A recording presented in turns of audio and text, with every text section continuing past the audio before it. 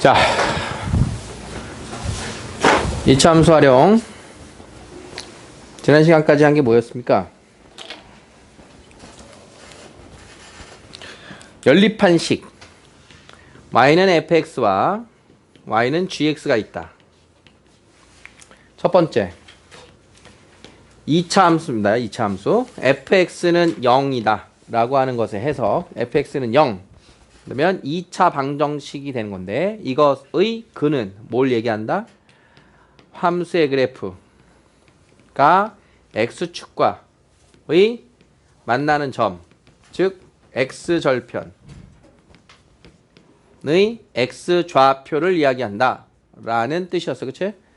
그래서 판별식이 0보다 크면 서로 다른 두 점에서 만나고 0과 같으면 한 점에서 접하고 0보다 작으면 안 만난다 라고 하였습니다. 두 번째, 자, gx 자리에 다양한 함수가 들어옵니다. 상수함수, 1차 함수, 2차 함수. 자, fx는 gx라고 하는 녀석의 근이 뜻하는 것은 y는 fx라는 그래프와 y는 gx라고 하는 녀석의 그래프의 교점의 x좌표입니다 라고 하는 것이 연립된 식의 의미였다. 그치? 연립된 식이었어. 특히나 요 gx가 fx가 2차, gx도 2차 이하면 둘을 연립하여 fx-gx는 0의 꼴을 만들면 1번에서 했던 식에 대한 해석을 그대로 할 수가 있었죠. 맞습니까? 기억나니? 굉장히 강조했던 내용들이야. 그래서 직접 교점을 찾기 위해서는 연립하여 그 방정식을 푸는 거고, 교점의 좌표가 얼마입니다 라고 하면 방정식의 근으로 해석하여 미정계수를 찾는 거였고, 교점이 몇 개가 나와야 되니 라고 하면 연립하여 판별식의 부호를 따졌었어. 이상의 이야기를 다시 종합해서 하자면 함수의 스토리를 방정식의 스토리로 풀었다. 함수의 이야기를 방정식의 풀이법으로 풀었다 라고 하는 연결고리였다는 거지. 자, 지금 하려고 하는 9번 문제는요, 1등급 필수 문항입니다. 1등급을 목표로 하는 친구들, 1등급이 무엇인지는 알고 있니? 이제 고등학교 들어가시면 여러분들의 각 과목 점수는 큰 의미가 없습니다. 각 과목의 등수가 중요합니다. 과목의 등수. 그래서 1등급이다 라고 하는 거는 전체 학생 수의 4% 이내의 등수를 이야기합니다. 4% 이내 등수. 자, 그러면 현재 여러분들 계산 중 3학년 몇 명? 260명? 260명의 4%면 몇 명이야? 260의 4% 계산 못해? 260 곱하기 0.04야. 그치? 25가 250 곱하기 4, 0.04 했을 때가 10이 나오죠. 응? 맞아? 250 곱하기 4를 하면 1000이잖아. 1000에 0 2개 빼면은 10등이지, 그치? 그래서 약 11등까지가, 지금 여러분들 기준으로는 11등까지가 1등급이야. 260명이라고 하면. 체감하시라고 지금 보여주는 거야. 1등급의 의미. 그럼 올 1등급, 뭔지 알겠어? 여러분들이 시험을 봤어? 중간고사 봤어? 기말고사 봤어? 올 1등급, 모든 과목이 하나도 빠짐없이 11등 이내에 들어간 게 올 1등급입니다. 올 1등급 받으면 전교 1등 합니다. 올 1등급 받으면. 올 1등급이 아니어도 한두 과목 2등급을 받아도 이제 2학년부터는 아주 치열하기 때문에 과목별로 잘하는 특성들이 막 이렇게 나타나기 때문에 거기서는 2등급 한두 과목 받아도 전교 1등을 하는 친구들이 나오는데 1학년 때만큼은 올 1등급을 받아야 전교 1등을 합니다. 그럼 2등급은 여기다가 7%를 더합니다. 그래서 11% 이내의 학생까지가 2등급입니다. 자, 260명의 11%, 26, 28등, 29등까지가 2등급인 거예요. 전교등수야 당연히. 29등. 지금 260명 기준으로 하고 있는데 요거 11등, 요거 지금 몇 등이라고 그러니? 29등? 29등까지가 2등급입니다. 그럼 3등급은요? 여기에 12를 더해서 23% 이내까지가 3등급입니다. 지금 보여드리는 이 등급의 표현 방식은 내신이나 모의고사나 수능이나 동일합니다. 동일한 표현이에요. 여러분들이 전국 모의고사 3월에 전국 모의고사를 보실 텐데 거기서 수학이 1등급이야. 전국 4%라는 뜻입니다.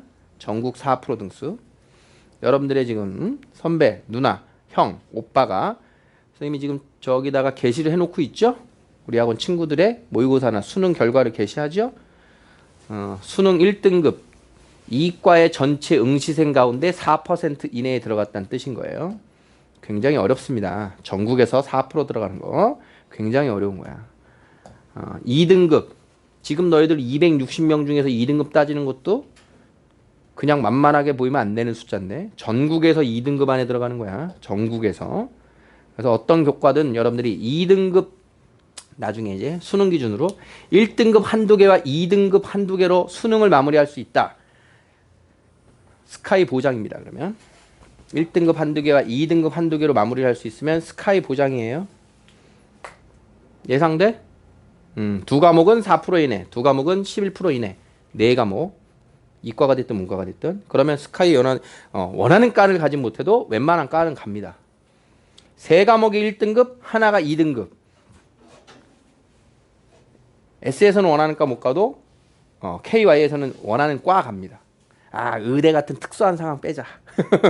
완전 최상위권 빼고 지금 뭐 걔만 따로 얘기할게. 의대 가려면 무조건 다 올 1등급 받고도 남아야 돼. 남아야 된다는 이야기는 4%도 사치야. 올 1등급이 되려면. 올 1등급 되면서 다 1, 2% 이내로 찍어야 돼요. 의대가 그렇습니다. 의대. 아직 선생님 제자 중에 의대 진출이 없습니다. 여기서 가능한 사람이 한 명 나오길 기대하면서. 근데 의대 자체가 목표로 되는 친구들이 별로 좀 드물어요. 특수하잖아. 점수도 높아야 되지만 그 적성에도 맞아야 되잖아. 나는 이렇게 칼질 잘합니다. 바느질 좋아해요. 쉽지 않아. 성격적으로도. 자, 23%면 몇 등입니까? 계산하신 분들. 260 곱하기 0.23 3 6 59 60등 정도 되겠네요. 60등. 여기서부터는 안 할게요. 자, 이렇게 해서 4등급, 5등급, 6등급, 7등급, 8등급, 9등급까지 거꾸로예요. 9등급은 하위 4%. 8등급은 하위 11%. 밑에서부터 거꾸로 올라와서 4등급, 5등급이 만납니다. 사이에서. 자, 그러면 나중에 이제 여러분들하고 첫 시험을 보고 아니면 이제 그 전에 여러분들하고 이제 몇 등급 정도가 목표가 될지 여러분들 나름대로 등급의 목표는 생겨야 돼요. 대학교에 대한 어떤 학교와 과라는 목표도 정하라고 말씀을 드렸었는데, 그치? 그런 걸 해놓을수록 여러분들이 공부하는데 동기유발에 도움이 된다고 했고요. 이젠 점수가 몇 점 이상이다라고 하는 1차적인 그런 목표는 좀 막연한 목표가 되는 겁니다. 고교 수학부터는. 그러니까 실제로 예를 들면 학교 시험의 난이도에 따라서 90점을 받았는데도 3등급이 나오는 시험이 있습니다. 엄청 쉬우면. 87점을 받았는데도 1등급이 나오는 시험이 있습니다.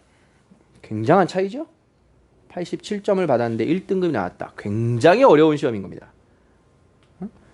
지금 뭐 일반적으로 이러한 특별한 난이도를 제외하고 일반적으로 등급을 나눈다라고 하면 보통 요즘에는 이제 90점 초반, 80점 후반부터 90점 초반인데 조금 쉬면 한 89 이 정도? 89, 한 90 요 정도 선에서 1등급 컷이 만들어져요. 1등급 컷. 그럼 이제 한 4점 2개 틀려서 92점이다 라고 하면 1등급 어느 정도 보장이 되는 거예요. 일반적인 난이도에서. 그래서 한 83점 정도 여기에서 2등급 점수가 좀 조성이 되고요. 2등급 컷.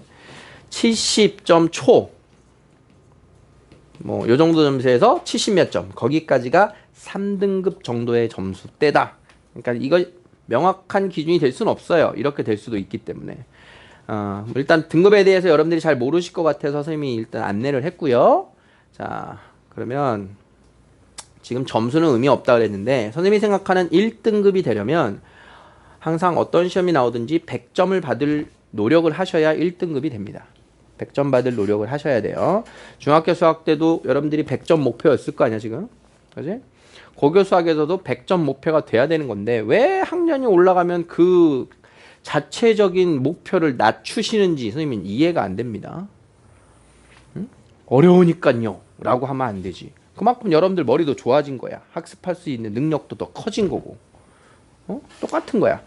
여러분들이 100점을 받을 수 있는 시험지가 나오면 100점을 받으시라는 거야. 아까 본 것처럼 87점이 1등급이다. 그럼 100점 못 받아도 되는데 90점이 3등급 나오는 시험지는 100점을 못 받으면 큰일이 나는 거야. 그러니까 그러니까 어떤 난이도를 기대하지 마시고 앞으로 고등학교 들어와서 선생님이 여러분들한테 학교 시험에서 학교 수학 선생님이 뭐라고 하시니? 라는 이야기에 질문을 하면 쉽게 내신대요? 어렵게 내신대요? 이런 이야기는 선생님한테 절대 하지 마. 그런 이야기는 선생님이 아무런 고려를 안 합니다. 여러분들도 그런 멘트에는 아무 고려를 하지 마십시오. 쉽게 낸다 그래갖고 뭐 어려워 버리는 거 자체적으로 버려서 공부할 거야? 아니지. 어렵게 낸다 그래서 쉬운 거 안 하고 어려운 거만 공부할 거야? 아니잖아. 그러니까 학교 시험에 대한 난이도, 쉬울 거다 어려울 거다는 예측도 하지 마시고 그런 선생님의 멘트를 들어도 그냥 잊어버리십시오. 다만 뭘 캐치하라 그러는 거냐면 어떤 교과서에서는 어떤 내용이 살짝만 다뤄주고 있는데 그런 내용이 중요하다고 강조하는 선생님이 계실 거고, 그지? 그런 부분을 캐치하라는 거야, 학교 수업 중에. 선생님이 여기서 떠드는 거는 선생님의 기준은 모의고사나 수능 기준으로 중요 표시를 해드리는데요. 기본적으로 학교에서 여러분들의 시험은 여러분들이 같이 학습하는 선생님께서 출제를 하시죠. 그치? 그럼 학교 선생님 개인적으로의 각 문제별 선호도가 분명히 있습니다. 지금처럼 우리가 배우고 있는 이런 단원 2차 함수의 활용인데 이 선생님은 최대치수를 엄청 좋아해. 응? 2차 함수 중에. 선생님은 평행이동을 좋아해. 그럼 평행이동 좋아하는 선생님은 평행이동을 막 어렵게 꽈갖고 심한 문제를 낼 수도 있는 것이고 최대치수를 좋아하는 선생님은 그것만 막 어렵게 해서 심한 문제를 낼 수도 있는 거기 때문에 여러분들이 선행을 하고 있지만 계약해서 학교에 이제 입학을 하시게 되면 수학 시간에 복습하면서 내가 저 선생님이 하시는 말씀을 다 기억을 하고 있는데 아니면 이게 잘 기억이 안 나네. 그런 걸 자가 판단을 하시되 시작하는 멘트를 들어보니 내가 아는 것 같군. 난 잠시 딴짓을 해도 되겠군. 이런 행동은 절대 하지 마시라는 거야. 절대 금물이야. 지금 선생님이 예를 든 후자 그런 자세로 공부하시면 여러분들은 결코 원하는 등급으로의 향상을 이뤄낼 수가 없어요. 모든 학습 시간에 충실하셔야 됩니다. 출제자는 학교 선생님입니다 라는 멘트를 다시 한번 남깁니다. 여러분들 학교 시험의 출제자는 선생님이 아닙니다. 선생님이 아니에요. 선생님이 중요하다라고 하는 것은 어렵지만 출제될 가능성이 높은 걸 이렇게 제안을 해드리지만 여러분들이 그 안에서도 집중하셔서 학교 선생님 눈밖에 나거나 이런 불상사는 있으면 안 되고요. 자, 어려운 문제를 앞두고 1등급 필수 문제라는 아까 이야기를 했죠? 나중에 2등급이 목표야. 버려 이런 건. 낭비입니다. 시간 낭비, 머리 낭비. 그러니까 그런 게 있어요. 뭐 수학이 여기 앉아있는 모든 사람이 1등급이 될 거라고 선생님도 기대는 못해요. 한계가 있으니까. 근데 제일 안타까운 상황은 뭐냐면 만약에 안 돼. 과감히 버릴 줄도 알아야 돼. 요즘 미니멀리즘이 유행인데 그치? 점수를 막 못 받고 답답해하는 친구들의 가장 대표적인 모습이 뭐냐면 10개의 과제가 주어져 있어. 10개의 주제가 있어. 9개를 맞추면 1등급이래. 8개를 맞추면 2등급이라고 가정하자. 그런데 4번하고 5번이 너무너무 어렵더라. 근데 나의 목표는 8번이 2등급이더라. 이걸 왜 하니라고 시간을 낭비하니? 버려야지. 어려워 죽겠는데 왜 이걸 하니라고, 이걸 남은 걸 확실히 해야 되는데 왜 이걸 하니라고 시간 낭비하고 이걸 못 하냐고. 목표가 뭔지 알겠니? 지금 말하는 게 전략이야. 시험을 보실 때. 오해하는 사람들이 많아. 선생님이 이런 얘기하면 오해를 해. 나는 2등급이 목표인데 수학 선생님이 2개 안 해도 된대. 이거 하지 말고 놀아라가 아니야. 이거 하지 말고 그 시간에 이거 하라고. 오해하지 마. 남들보다 덜 하라는 소리가 아니야. 할 수 있는 걸 더 확실하게 하는 소리지. 하지 못할 것을, 하면 아니 될 것을 하니라고 시간 낭비, 머리 낭비 낑낑대다가 공부하기는 싫고 힘만 들고 낭비라고. 그게 낭비라고. 여러분들이 해야 될 건 열심히 해야지. 이거 포기했는데 나머지 안 해서 틀리면 목표가 달성이 안 되는 거잖아. 목표 달성을 하는 여러 가지 방법 중에는 아예 힘든 거는 포기하고 나머지 8개를 확실하게 하겠다. 맞는 말이지. 맞는 말인 걸 느끼라고요. 그런 걸 제안을 해드리는 멘트예요. 1등급 필수 이런 문. 저 문제를 틀려도 가능성은 있는데 얘를 끝끝내 할 것이냐 말 것이냐 이런 뜻입니다. 자, 가보자. 이차 함수의 그래프와 직선이 서로 다른 두 점에서 만나고 그 두 점 사이의 거리가 3루트 2다. 이 멘트 때문에 그런 겁니다. 두 점 사이의 거리 때문에 선생님이 저렇게 표시를 해놓은 거예요. 우리가 이차 함수하고 직선에 관한 스토리는 했어. 분명히 앞에서. 8번과 7번에서도 했지. 그때는 어떤 상황이었지? 이차 함수와 직선이 만나는 두 점이 있는데 그 두 점의 x좌표가 둘 중에 하나가 얼마더라? 그렇게 접근했지 앞에서는. 그 난이도하고 지금의 두 점 사이의 거리 난이도가 엄청 다르다는 거야. 두 점 사이의 거리가 얼마니의 난이도는 그 차이에서 등급을 갈라버리는 내용이란 뜻인 거예요. 자, 그럼 이때 첫 번째 가장 일반적인 풀이를 보여드립니다. 자, 일단 x제곱 플러스 2x 마이너스 1이라고 하는 2차 함수와 x 마이너스 k라고 하는 이 2차 함수의 교점, 두 교점 A, B의 x좌표를 정확하게 표시할 수 있어야 돼요. x좌표를 표현하는 게 앞에서 배운 내용이라고. 자, 그러면 그 x좌표를 x1, x2라 하자. 그럼 여기까지 정리하면 어떻게 되는 거야? x제곱 플러스 2x 마이너스 1은 x 마이너스 k라고 하는 녀석의 두 근, 뭐다? x1과 x2다. 여기까지 오케이? 자, 그럼 뭘 찾을 수 있냐? x제곱 플러스 x, k 마이너스 1은 0의 두 근이니까 두 근을 알아요. 그럼 뭐 할 수 있지? 두 근을 알면 고기가 먹을 수 있나? x1, x2 합과 곱을 찾을 수 있죠. 응? 이걸 써먹어야 되는 거야, 이걸. 그러면 그 다음 스킬은 뭐냐? 두 점 사이의 거리 A, B가 우리가 A점 위에 A라고 하는 점인 및 좌표가 x1, y1을 주로 쓰는데 이 y1을 쓰면 이 문제를 못 풀어요. 자, 그러면 A라고 하는 좌표는 직선 위에 있기도 하고 곡선 위에 있기도 한 거니까 직선 위에 x좌표가 x1일 때의 좌표 x1, x1 k라고 쓸 수 있는 거 알겠니? 요 표현을 익히셔야 된다. 자, 그러면 x2의 좌표는 뭐라고 쓰면 되니? x2, 저 직선 위의 점 x2 k라고 쓸 수 있겠지. 이렇게 표현하는 게 굉장히 중요한, 여러분들 앞으로 계속 쓰셔야 될 중요 스킬인 거예요. 어떤 그래프 위에 한 점을 얘로 나타내도 되고 얘로 나타내도 되는데 누가 편해? 어차피 둘이 같은 점이니까 얘로 나타내는 게 편하겠지. 그럼 여기까지 됐어? 그러면 여기서 두 번째 포인트가 두 점 사이의 거리인 요 AB를 표현하는 방식입니다. 자, 그러면 점과 점 사이 거리 피타고라스에서 배웠죠? 뭐였습니까? 이거 간단하게 이야기하면 x1, y1으로부터 x2, y2까지의 거리가 뭐였어? 루트 x차 제곱 플러스 y차 제곱 이렇게 푸는 거였지, 그치? 기억났니? 자, 그러면 x차 제곱은 얘를 쓰면 됩니다. x2 마이너스 x1의 제곱. 자, 그러면 이 y차가 누구냐? 얘하고 얘를 갖다 쓰는 거예요. 자, 그러면 x2 마이너스 k에서 x1 마이너스 k를 뺀다라고 쓰면 되겠지요. 맞니? 자, 그러면 뺐더니 무슨 일이 벌어졌어? 얘 빼니까 얼마야? k가 사라지지. k가 사라져서 루트 x2 마이너스 x1의 제곱 더하기 x2 마이너스 x1의 제곱이 된 겁니다. 됐습니까? 그럼 얘가 점과 점 사이 거리 선분 AB인데 그 길이가 얼마라고? 3 루트 2예요 라고 하는 요 네모 박스의 식이 만들어진 거예요. 두 점 사이의 거리가 다음과 같다. 이해됐어? 일반적인 풀이라서 이게. 자, 이 식 이해될 때까지 째려봐야 되는 거야. 이 문제를 정복하고 싶으면, 필수 예제 9번을 정복하고 싶으면, 자, 문제를 보고 함수와 직선의 위치관계 문제군. 그러면 다음과 같군. 좋았어. 가볼까? 자, x좌표 2를 잡고 그 위에 있는 점의 좌표를 하나를 직선 위에 있는 y와 x 사이의 관계식을 이용해서 다음과 같이 표현할 수 있다.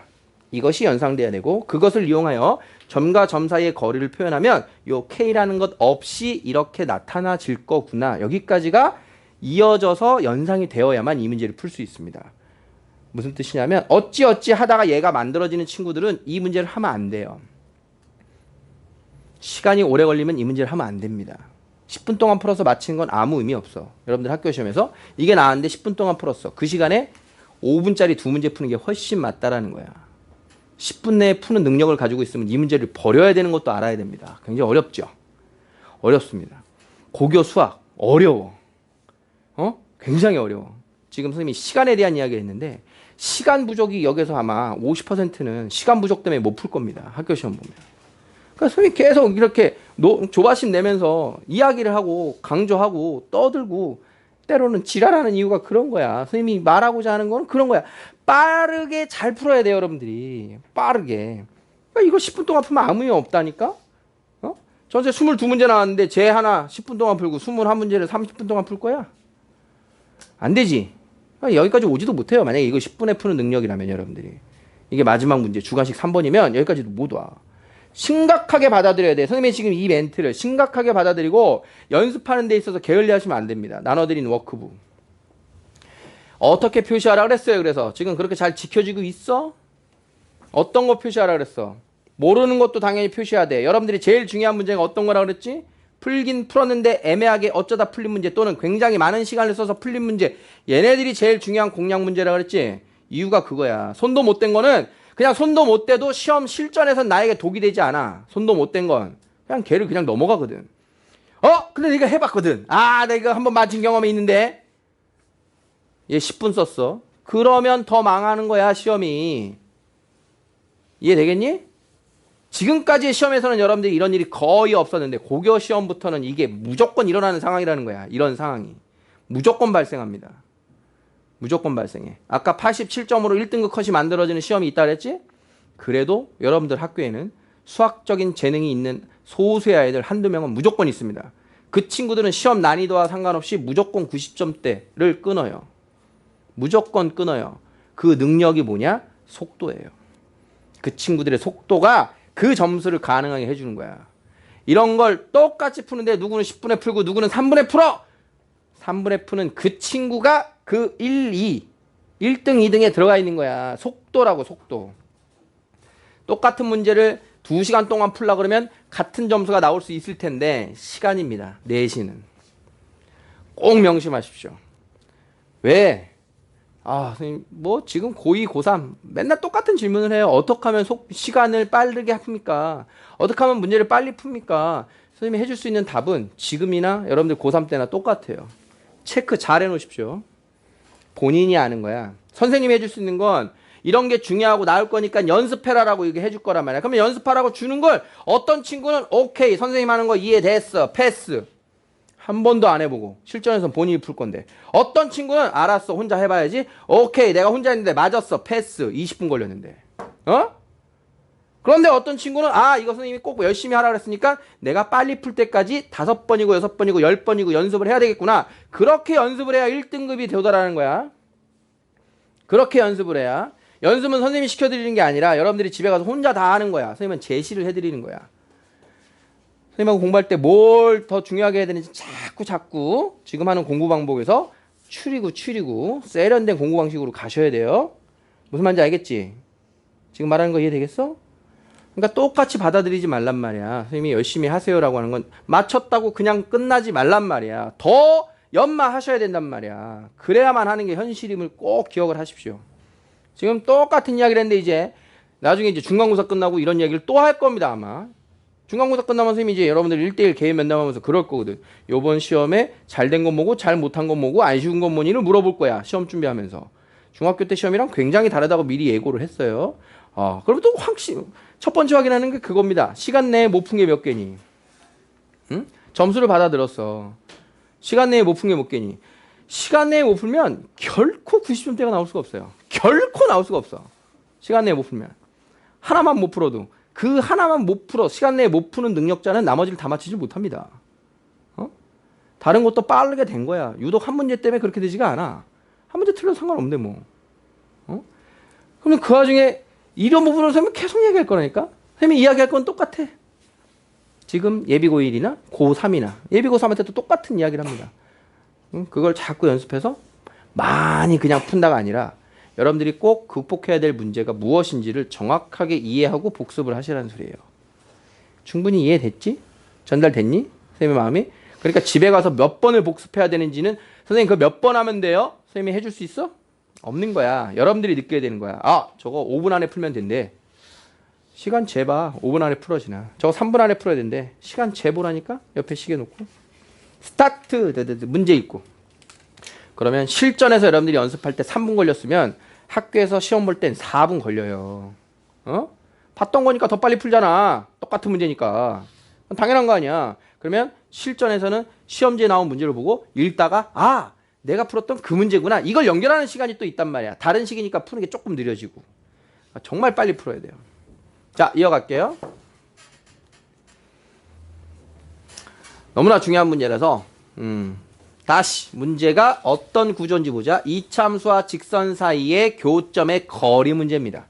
교점의 거리 문제. 이 문제는 교점 거리 문제인데, 자, 교점 거리 중에서도 직접 x좌표를 찾지 못하는 최고 난이도 문제입니다. 교점 사이 중에서도. 자, 그러면 다음과 같이 두 근이 x1, x2 연립하면 두 근을 x1, x2라고 놓을 수 있을 것인데, 그러면 근과 계수의 관계로 합과 곱을 찾을 수 있을 것이다. 그러면 두 점 사이의 거리를 다음과 같이 표현할 수 있을 것이다 까지 왔습니다. 그럼 이제 문제 푸는 일이 남았죠. 양변 제곱하면 요게 18이 되고요. 요게 2x2-x1의 제곱이 됩니다. 자, 따라서 x2-x1의 제곱이 9인데요. 곱셈 공식을 통해서 얘가 x2 플러스 x1의 제곱 마이너스 4x1, x2와 같지요. 자, 그러면 x2 플러스 x1 대신에 1 대입하고요. 자, 요 자리에 k-1을 대입하여 연립하여 풀면 k 값이 얻어지는 거예요. 여기까지 이해됐습니까? 이해됐습니까? 이 풀이를 잘 연말하시고요. 조금 쉬운 거 제시해 줄 테니까 요 조금 쉬운 거는 한 번만 이야기하고 넘어갈 거예요. 왜냐면 여러분들 1학년 때보다는 2학년, 3학년 때 특히 이과 가실 분들은 이 능력이 좀 필요한데요. 자, 기울기를 주목할 필요가 있습니다. 기울기 얼마? 1이지. 기울기가 1. 1참수 이야기하면서 기울기가 누구 값이라 그랬지? 고등학교 들어오면 기울기에 또 다른 표현이 있다 그랬지? 기울기가 뭔 뜻? x 증가량분의 y 증가량인데 기울기가 삼각함수 중에 누구의 값? 탄젠트 값인 거 기억합니까? 탄젠트 값. 탄젠트 45도가 1이죠. 탄젠트 45도가 1이야. 그러면 요 녀석만 다시 가지고 올게요. 자, 여기 A점이 있고 45도 기울기로 여기 B점이 있고, 그러면 이렇게 해서 여기가 3루트 2다. 이 조건인 거야. 그럼 이 45도를 이해하시는 분은 더 좋은 풀이가 있는 거예요. 45도까지는 기억났니? 45도를 이해했다면 몇 대 몇 대 몇이지? 1대 1대 1대 2니까 여기가 3이죠. 응? 이 3의 의미가 뭐지? 요 자리가 x1, y1이고 요 자리가 x2, y2였고, 그럼 요 자리가 x1, x2, y1이잖아. 그치? 그럼 이 3이 나오려면 x2-x1 얘가 3입니다를 알면 더 빠른 풀이가 나오는 거 알겠어? x2-x1이 3입니다는 우리가 지난 시간에 했던 해석이에요. 뭐죠? x2-x1은 3입니다. 무슨 뜻이지? 두 근의 차가 3입니다야. 두 근의 차가 3입니다야. 알겠어? 두 근의 차가 3이야. 근데 두 근의 합은 마이너스 1이잖아. 기억나니? 그럼 x2가 크다라고 하면 x1이 뭐 k? x2는 x1이 알파? 그럼 x2는 알파 플러스 3? 둘 더하면 마이너스 1? 알파는 마이너스 2? 그럼 한 근 마이너스 2, 한 근 1 곱하면 마이너스 3, 마이너스 2? 알겠어? 왜 끄떡이는 사람이 한 명도 없지?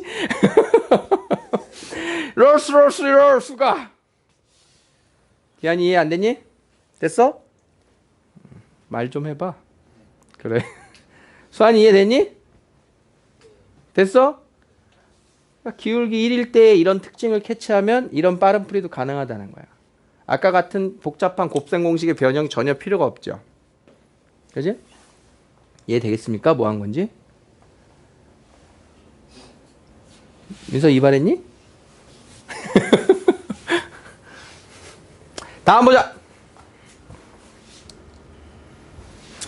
2차 함수 그래프의 접하고 직선의 평행한 방정식은 다음과 같다. 자, 2차 함수하고 직선의 위치 관계가 여러분들이 또 자유로우셔야 되거든요.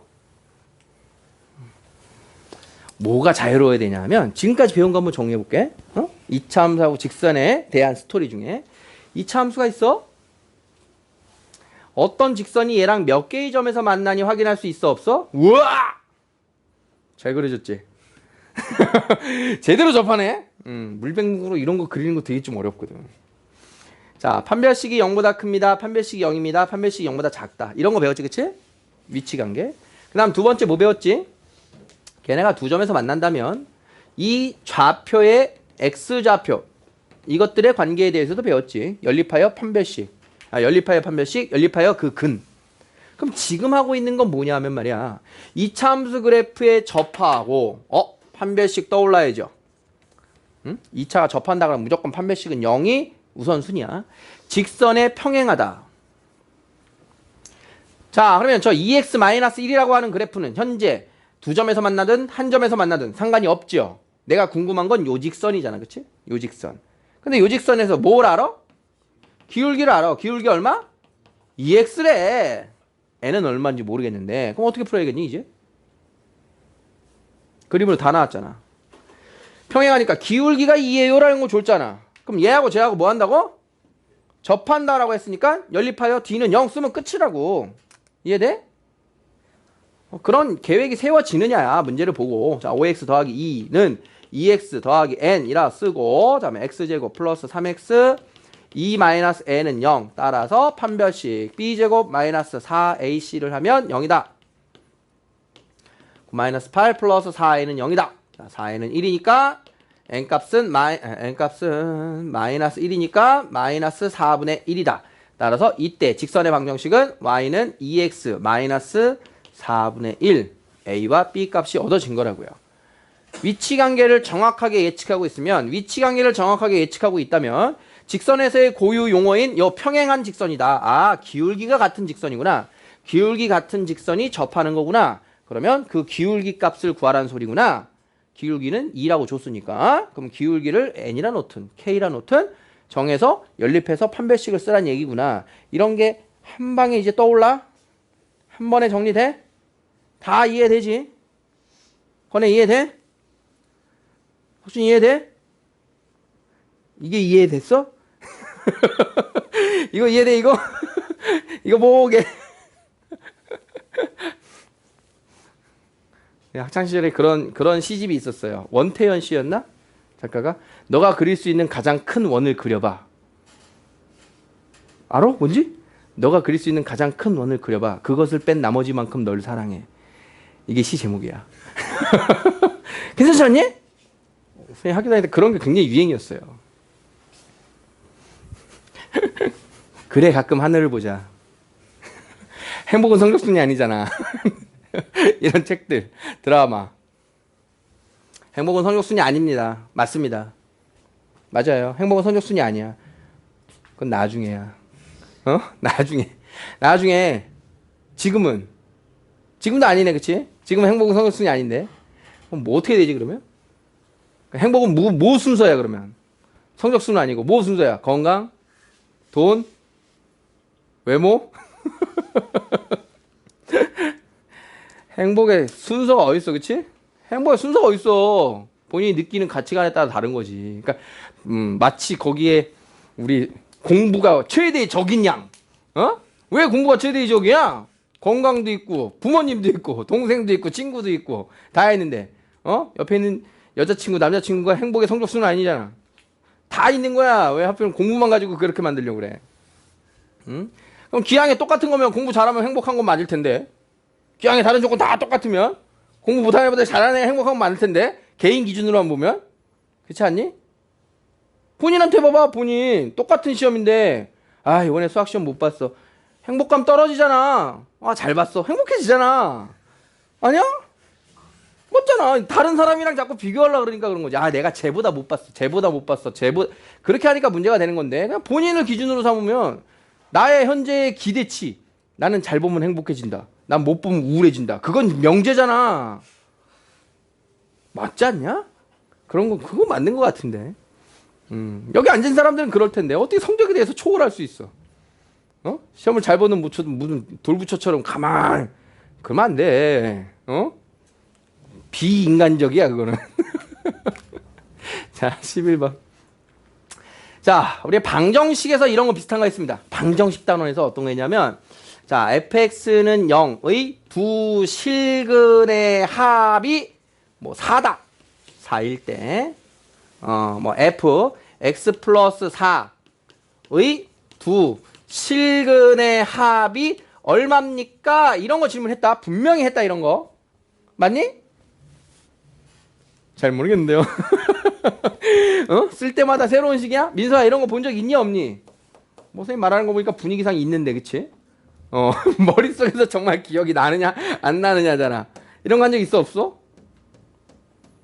뭐 잘 기억이 안 나시는 분은 앞에 2차 방정식을 다시 한번 찾아보셔야 돼요. 지금 뭐 시간 관계상 앞에 있는 책을 찾아볼 수는 없고. 자, 그러면 여기서 실근의 합. 는 0. 얘 뭐라 그랬어? fx가 되는 2차 함수가 는 0 붙는 순간 실근의 스토리가 된다 그랬지? 그럼 지금 질문 문제 봐봐. y는 fx라고는 2차 함수의 그래프가 다음 그림과 같다. 그러면 이 녀석의 두 실근의 합이 4일 때 p의 값을 구하시오. 그럼 현재 fx가 나왔으니까 fx의 두 실근의 합은 얼마야? 마이너스 3과 1. 마이너스 2라는 걸 알고 있지? 그럼 이렇게 된 합을 찾으려잖아. 얘랑 똑같은 문제야 이거랑. 정확하게 똑같은 구조인 거야. 알겠니? 그러면 선생님이 지난 시간에도 우리 이 문제를 풀 때도 두 가지 방식으로 소개를 해드렸어요. 그 두 가지 방법을 지금 정확하게 똑같이 보여드릴 겁니다. 첫 번째, fx를 구할 수 있는가를 봅니다. 자, 함수 fx는 최고차항이 얼마인지 모르겠고 근이 마이너스 3과 1이니까 이렇게씩 세울 수 있는 거 알겠어? 는 0 빼고. 자, 이때 a는 무슨 수? 음수죠. 위로 볼록이니까. 위로 볼록. 자, 그러면 fx가 fx 플러스 p가 됐다는 소리는 x 대신 x 플러스 p를 대입하면 되는 거잖아. 그치? 그치? 그럼 대입하자. 주어진 식에 x 플러스 p를 맞는 자. 그러면 a에 x 플러스 3 플러스 p, x 마이너스 1 플러스 p 이렇게 될 거 아니야. 그치? 됐어? 그러면 얘가 0입니다 라고 하는 거에 두 근. 얘 근 얼마야? 마이너스 3 마이너스 p. 얘 근 얼마야? 1 마이너스 p. 보여? 그럼 얘네 둘 더하면 얼마겠니? 얘가 4입니다. 이 뜻이잖아. 그치? 그럼 둘 더하면 마이너스 2 마이너스 2p는 4. p는 마이너스 3. 됐습니까? 직접 식에다 대입해서 풀었다 이런 소리야. 직접 식에다 대입해서 풀었다 이런 소리야. 자, 두 번째 풀이 보신다 이제.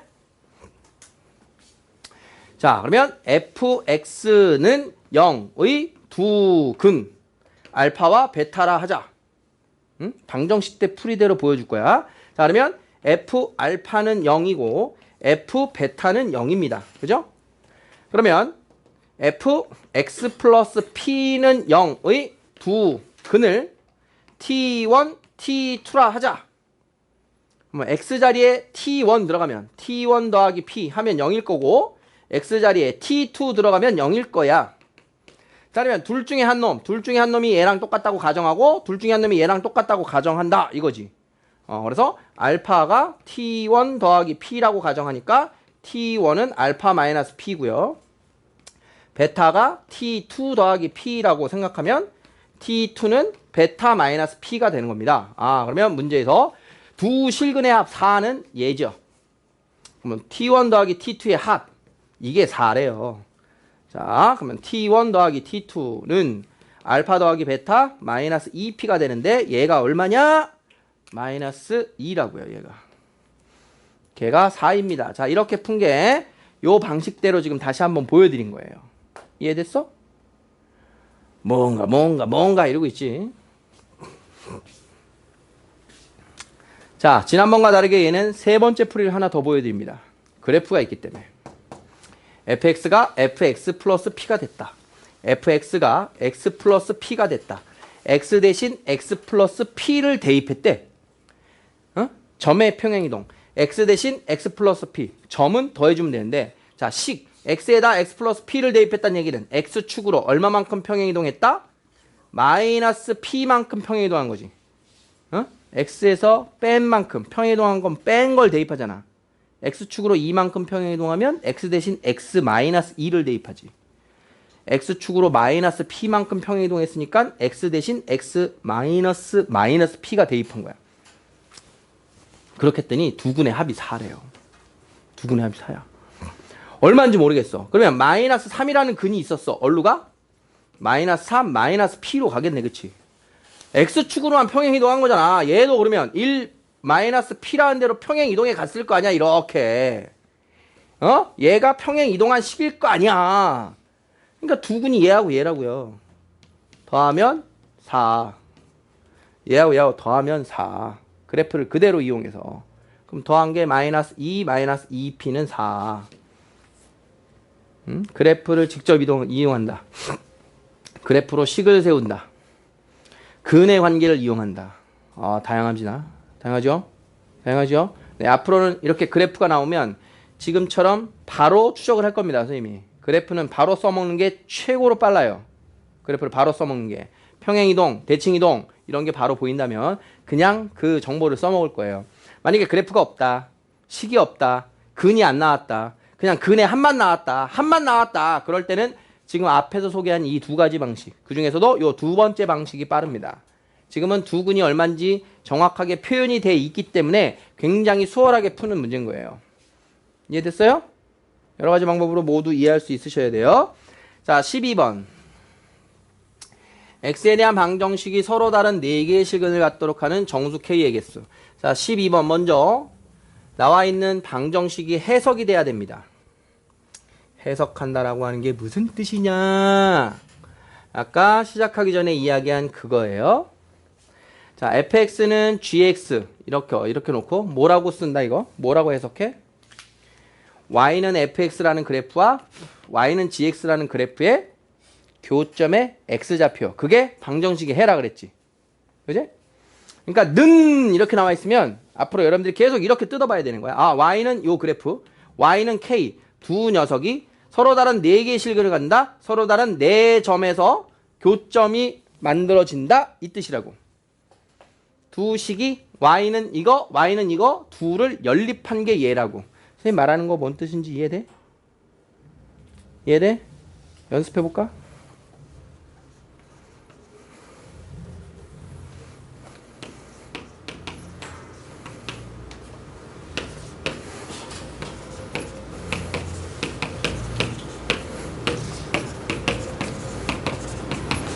자, 3개의 식이 있습니다.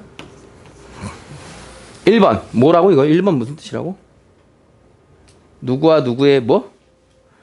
y는 x제곱 마이너스 2x와 y는 3의 그래프의 교점의 x좌표 찾는 방정식이라고. 어?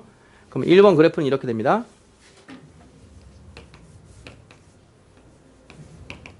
그 두 근이 여기입니다. 알겠습니까? 직접 구해볼까? 얼마인지? 이거 구하려면 어떻게 풀어야 돼? 좌변으로 넘겨야지. 응? 인수분해. 여기가 마이너스 1, 여기는 3이야. 알겠어? 2번 무슨 뜻이니? 2번. y는 x제곱 마이너스 3과 y는 2x의 교점의 x좌표 찾는 거지. 어? y는 x제곱 마이너스 3과 y는 2x의 두 교점 찾는 식이라고요. 풀면 얼마야? 똑같지? 1번이랑. 풀면 여기가 마이너스 1이고 여기가 3이란 뜻이야. 어? 3번 뭐야?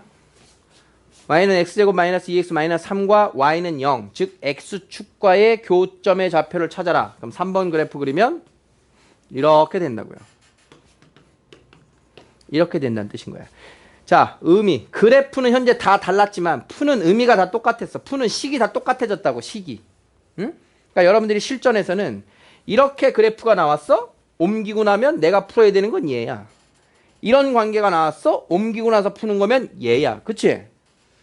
그 말은 이렇게 나온 식을 얘로 풀어도 되고 이렇게 나온 식을 얘로 풀어도 된다는 거야. 좌변과 우변으로 적당히 넘겨서 내가 해석하기 쉬운 걸로 만들어버리면 된다는 거야. 식 푸는 게 똑같으니 그래프를 내가 쉬운 걸로 풀어버리겠다는 뜻인 거야. 식을 푸는 게 똑같으니까. 적당한 애를 우변으로 넘기든 좌변으로 넘기든 걔네들은 본질은 다 같은 거라고. 본질이 같은 거니까 내가 그리기 쉬운 그래프의 위치 관계로 풀겠다.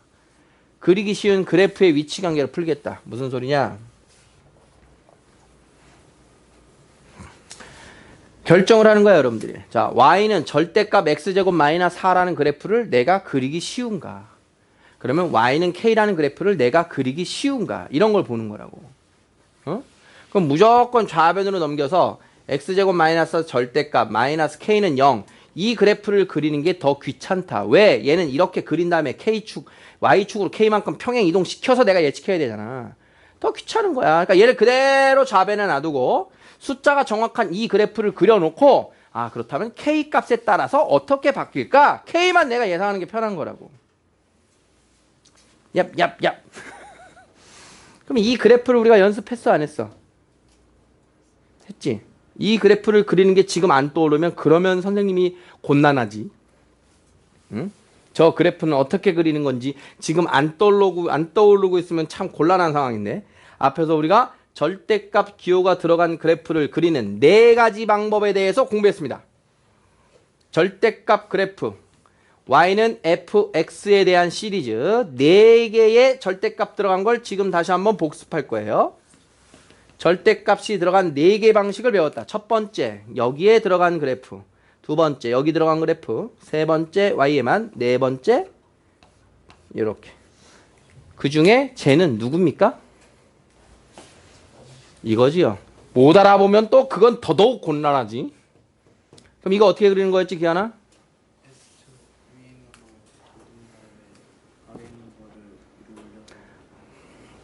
누가 더 깔끔하게 얘기해보자, 수아나.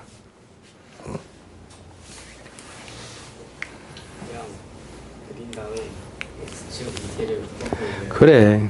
다 그린 다음에 밑에 걸 꺾어 올린다 방식이었지, 그치? 자, 참고로 요건 어떻게 그리는 거였어, 석준아?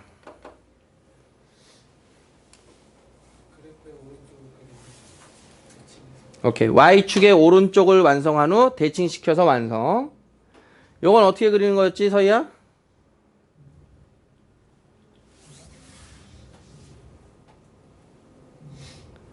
아무리 안 중요하다고 하더라도. 유진아 어떻게 그리는 거였지, 이거? Y가 0보다 큰 X축의 위쪽을 그려서 밑으로 대칭시켜서 완성. 민서야 이거 어떻게 그리는 거였지?